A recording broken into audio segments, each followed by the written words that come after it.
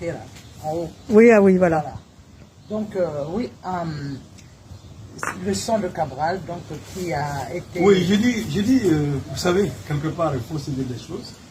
C'est que Choguel a bon ton aujourd'hui de rendre responsable la casse de l'école et tout ça par Moussa, pas par Moussa Traoré, mais par Alpha Konaré.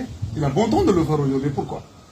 Parce que c'est le régime de l'ADEMA, d'Alpha Konaré, qui a réhabilité Moussa Traoré. Ah oui, quand même. Et de la façon la plus illégale. Moussa a été condamné 2 fois à mort. Ouais. Pour crime économique, comme, voilà, pour crime économique, pour crime de sang. Alors, donc il a été condamné, mais il a été gracié. Bon, quand on gracie un prisonnier, il ne recouvre pas ses droits. Est-ce que ça absout le crime? Absolument pas. Non, juridiquement parlant, Moussa n'est pas ancien président du Mali. Voilà. C'est pourquoi Choguel peut se permettre aujourd'hui. Un criminel gracié. Oui, c'est un criminel qui a été gracié. Donc il ne peut pas être... Mais ils ont gracié le criminel. Et qu'est-ce qu'ils ont fait après? Ils ont acheté une maison qu'ils ont revendue à l'État. Et ils ont fait de Moussa Traoré un ancien président avec tous les droits. Pas en droit. Ils ont donné tout, ils l'ont mis dans tous les droits. Pendant qu'on parle de droit, donc de justice... Et ils ont allié Moussa Traoré sur le même pied d'égalité que Modibo Keïta, qui a été arrêté, qui est mort en prison, qui n'a jamais été condamné.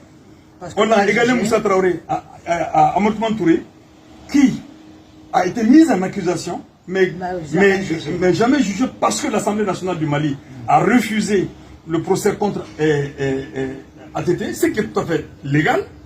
Et on même ATT et Moussa Traoré sur le même pied d'égalité qu'Alpha Konaré, qui n'a pas été jugé, qui n'a pas été arrêté et qui a fait son mandat normal.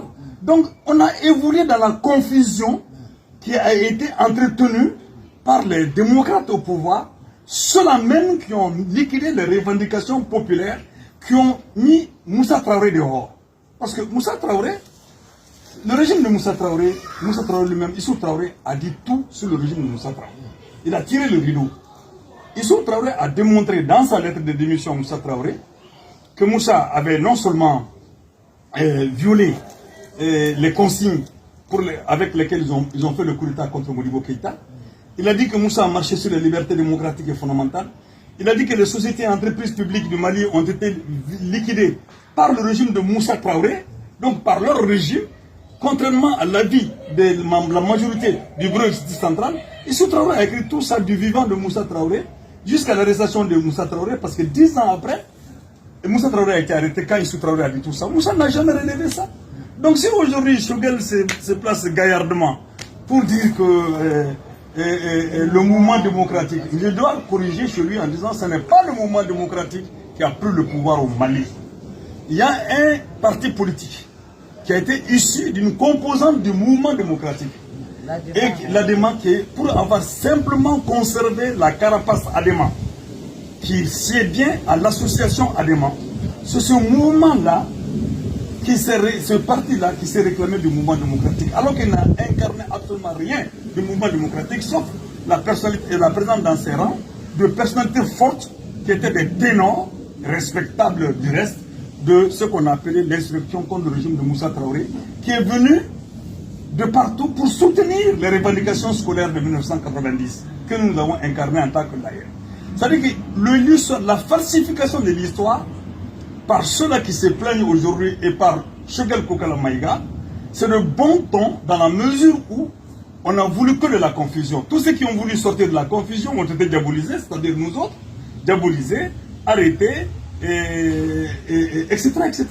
Donc aujourd'hui, c'est bien normal qu'ils sont entre eux, et c'est pourquoi je regarde l'air un peu amusé, ce débat entre l'ADEMA, Choguel Kokala Maïga, qui pour moi ne sont rien d'autre que deux faces de la même médaille. Ça va les faire mal encore quand je vais dire ça, les gens vont commencer comme ça encore à dire que des choses, mais je regarde tout amusé. Tout amusé pourquoi? Et puis un peu amer, hein? Amusé parce que ce sont les enfants qui sont de la même cour, qui se chamaillent autour de la paternité, autour de leur paternité. Comprenez? Amer parce que les préoccupations du Mali, ce n'est pas ça aujourd'hui. Voilà, ce n'est pas ça les préoccupations du Mali. Les préoccupations actuelles du Mali, c'est l'insécurité.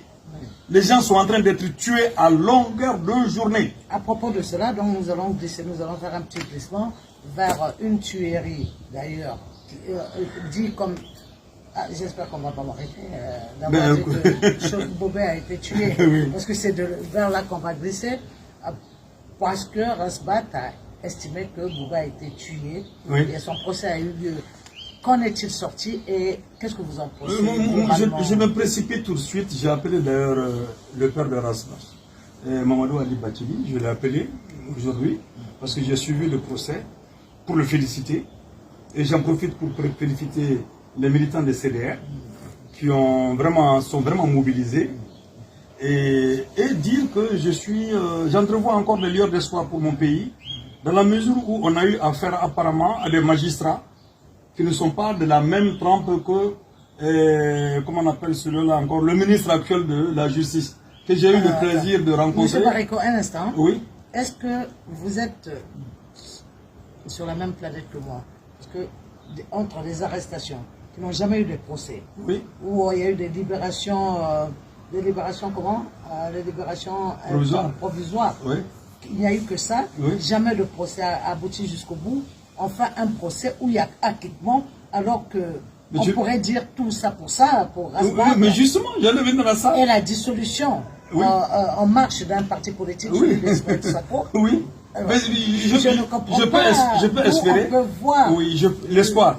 La lueur d'espoir. La lueur d'espoir, c'est qu'en fait, Rasbat était parti pour être condamné. Et pas être condamné par la loi, mais être condamné par l'illégalité et l'injustice de la loi, tenue par